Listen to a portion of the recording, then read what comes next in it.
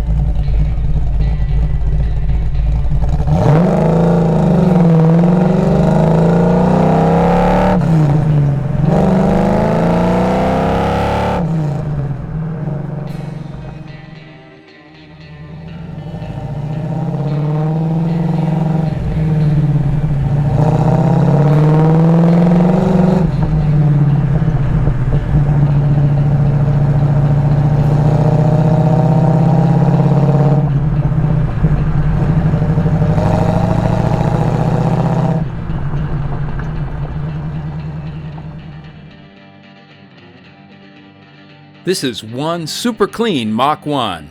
We have the Marti Report on this car and all invoices from 2003 onwards, including that $120,000 worth of work on that rotisserie restoration.